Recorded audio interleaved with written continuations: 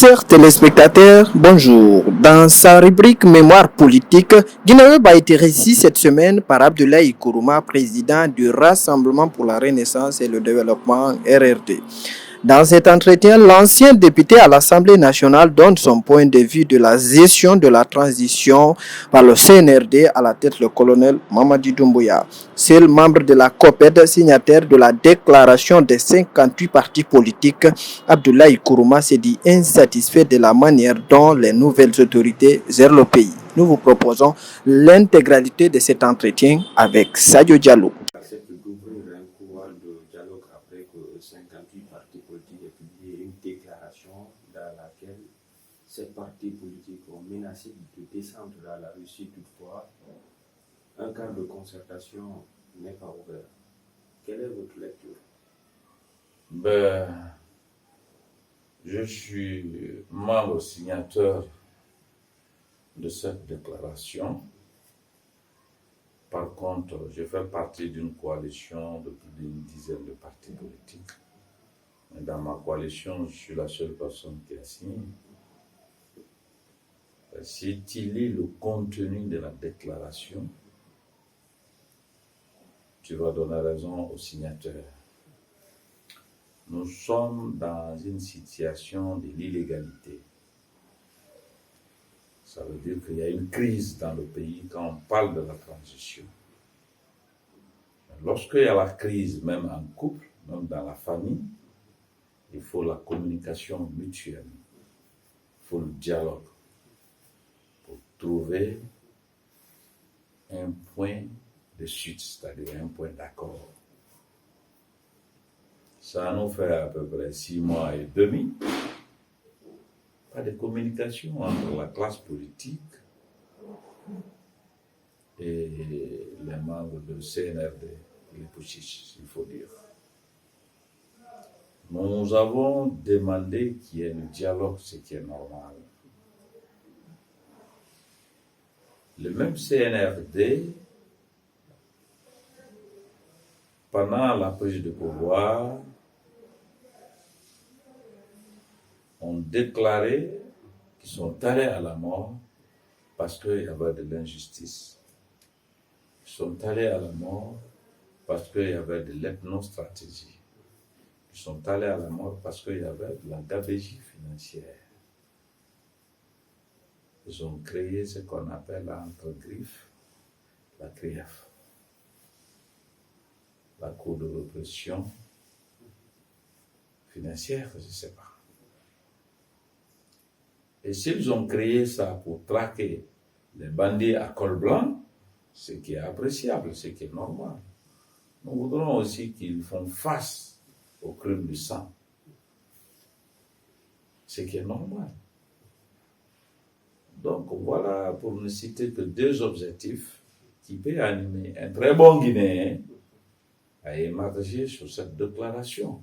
C'est ce qui nous a amenés, motivés à signer.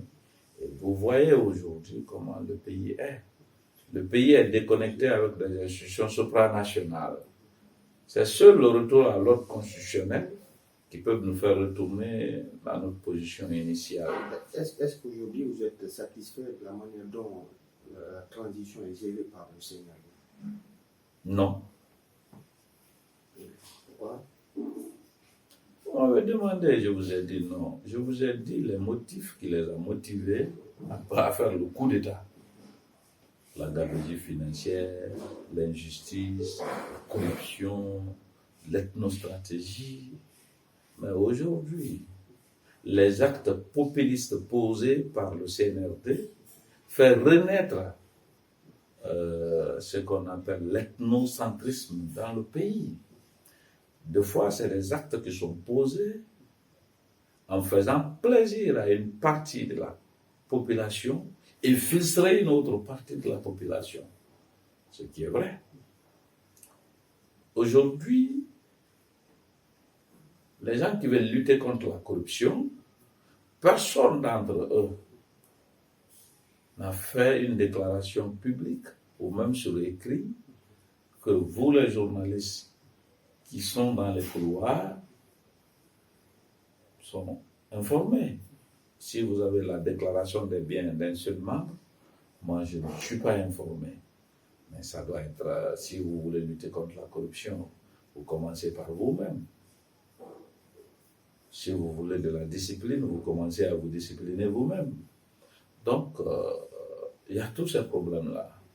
Et surtout, le manque de communication et le manque de visibilité sur le chronogramme. Le chronogramme ne signifie forcément pas la date des élections. Non. On veut tel nombre d'années, mais voilà ce qu'on veut faire. De telle période à telle période, voilà les activités qu'on va mener. De telle période à telle période, voilà les activités qu'on va mener. La refondation n'est pas une course de vitesse, c'est une course de fond. Et la lutte contre la corruption est permanente. Ce n'est pas une course de vitesse, c'est une course de fond. Tous les jours, les gens sont tentés à faire de la corruption. Il faut juste des mécanismes permanents qui peuvent freiner la corruption. Ce n'est pas pendant une transition seulement qu'on peut dire qu'il n'y a plus de corruption. Non. Donc pour vous, les mêmes pratiques sont toujours là? Je ne dirais pas que les mêmes pratiques sont toujours là, mais pour moi, au temps d'Alpha Condé, il y avait un semblant d'État. Mais maintenant, il n'y a pas d'État, il faut le dire. À partir du moment où votre pays n'est pas membre des institutions supranationales, votre pays n'est pas avec ses partenaires techniques et financiers, ce n'est pas un État. À partir du moment, même dans la monarchie, on connaît à quel moment le chef peut être remplacé. À plus forte raison, un pays normal. On ne sait pas à quand le pays va revenir à l'ordre constitutionnel. Mais c'est ça la vérité. Alors, un autre sujet, c'est que le président de la transition mobilise le gouvernement à aller vers les assises. Qu'en pensez-vous de ces assises? Je vais vous dire quelque chose. Il y a de ces ministres dans le gouvernement. S'ils arrivent dans leur propre préfecture, il faut qu'on les indique la maison de leur papa. Ah bon? Oui, je te dis la vérité. Pourquoi je dis ça? Un gouvernement de transition n'est pas un gouvernement technocrate. C'est un gouvernement socio-politique. Vous connaissez qui dans le gouvernement actuel qui a une assise sociale, qui peut aller même dans sa propre sous-préfecture pour que, c'est-à-dire, on se connaît en Guinée, on n'invente pas. Moi, j'ai été le coordonnateur au niveau de la cellule d'action à la primature sous Jean-Marie Doré. La cellule avait pour mission prévenir et anticiper pour ne pas subir, que ce soit sur des questions sociales, des questions économiques, des questions politiques, des questions stratégiques et sécuritaires. Je coordonnais ça pendant la transition. Vous pouvez vous renseigner. Je sais ce que c'est qu'une transition. Il y a quel ministre, excusez-moi, je ne les méprise pas, c'est des êtres humains, mais qui a une assise, qui a une personnalité sociale, qui peut aller dans sa communauté pour parler. Si vous parlez d'assises, si vous motivez des ministres à aller, il faut qu'ils aient une personnalité pour être en face des sages, en face de la jeunesse, en face des femmes. Mais vous voyez déjà les ministres qui sont là. Ils ne sont même pas connus dans leur propre préfecture. C'est ça la vérité. Un document qui a fuité, qui n'est pas officiel, qui circule sur les réseaux sociaux, fait état d'une transition de 4 ans. Si cela est officialisé, est-ce que vous, votre parti, vous allez soutenir? Si vous parlez même de 10 ans, il faut nous dire, les 10 ans là, c'est pour faire quoi? Si tu nous parles de 2 ans, il faut nous expliquer les 2 ans, c'est pour faire quoi? Si tu nous parles de 6 mois, il faut nous expliquer les 6 mois, c'est pour faire quoi? Comprenez? Mais je ne commande pas des tracts. Vous êtes pour une transition de combien de durée? Le plus bref délai. C'est-à-dire Le plus bref délai. Il faut que le pays soit dans les normes. Je suis pour le retour à l'ordre constitutionnel dans l'immédiat, si vous voulez. Êtes-vous d'accord au renouvellement de la classe politique en limitant l'âge des candidats? Non, la classe politique, c'est au peuple de renouveler la classe politique par les votes. Personne ne peut s'installer entre les quatre murs pour zapper la démocratie. Même si un vieux de 1000 ans veut être candidat, s'il a sa faculté morale. Parce que chaque fois que nous partons aux élections, j'ai été à toutes les élections, vous avez des médecins qualifiés qui font des textes et autres là pour voir si tu peux diriger, si tu ne présentes pas des maladies et autres là, je te comprends. Donc c'est pour vous dire que moi, c'est des choses, c'est des débats inutiles, parce que tu peux être jeune corrompu, comme tu peux être vieux corrompu. Tu peux être jeune malhonnête, comme tu peux être vieux malhonnête. Moi, je dis que notre génération est plus corrompue que nos aînés. J'ai été député de la 9e législature. Il y avait beaucoup plus de jeunes, mais la corruption, le faible niveau dans les caractères ou le faible caractère que j'ai observé à l'Assemblée, mais j'ai perdu de l'espoir au niveau de la jeunesse. Parce que vous avez vu comment le gouvernement s'est permis à buffer ou à modifier ou à falsifier l'écriture publique qu'on appelle la Constitution.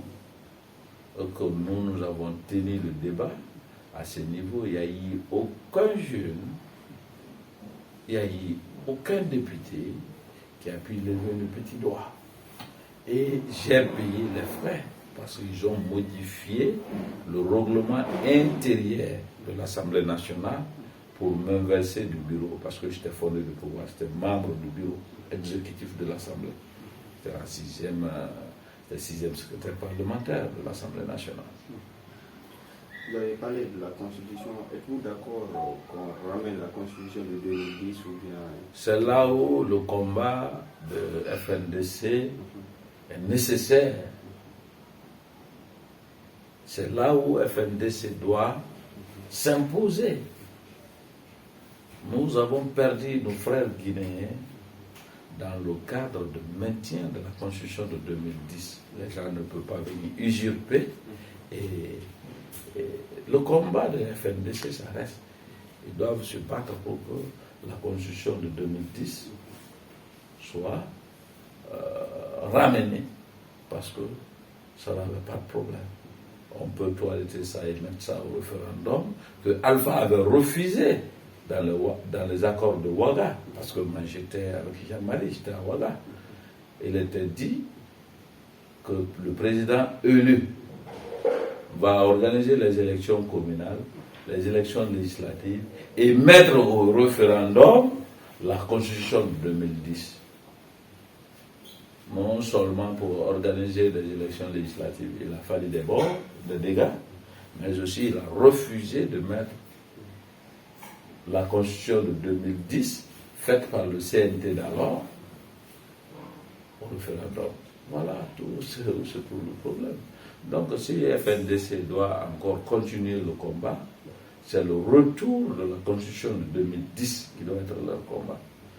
Si j'étais aujourd'hui membre de FNDC, c'est ce que j'allais réclamer. Je n'allais pas rentrer dans d'autres débats, mais j'allais continuer mon combat. C'est pour dire que le combat de FNDC n'est pas terminé. Monsieur Konga, merci d'avoir répondu à nos questions. Est-ce que vous avez un message? Pas de message. Accepter d'être guinéen, avoir l'amour de notre patrie. C'est faux, personne n'aime la Guinée que l'autre. Nous aimons tous la Guinée parce que nous y vivons ici. Vous êtes chez moi, vous avez ma fille à côté de moi, vous avez ma mère ici, je vous ai dit tout de suite. J'ai une famille à nourrir, j'ai une famille à Conakry, en Guinée. Je vis avec ma famille ici. Si ça va en Guinée, moi c'est dans mon intérêt, parce que vous avez vu ma maman chez moi. Vous voyez ma fille qui est avec moi, les autres sont à l'école. Ce qui veut dire que l'intérêt que moi j'ai dans l'affaire de la Guinée, c'est la stabilité et le bien-être de la population guinéenne, parce que moi-même j'y vis ici. Donc personne n'est là-bas qui aime la Guinée plus que nous. Mais pour que la Guinée continue son chemin, il faut pertinemment qu'il y ait le retour à l'ordre constitutionnel. Et nous voulons que la Guinée soit sur le même pied d'égalité que les autres pays, soit sur le même niveau de croissance économique, soit même plus les autres pays d'Afrique. Mais cela ne peut se faire que quand on est dans l'ordre constitutionnel, quand nous sommes avec des institutions supranationales. Ça ne peut pas se faire dans une période illégitime, ça ne peut pas se faire dans une transition militaire. C'est ça la vérité. Donc tout le Guinéen doit se mettre ensemble et travailler pour le retour à l'ordre constitutionnel. C'est ça. Mesdames et messieurs, merci de nous avoir suivis.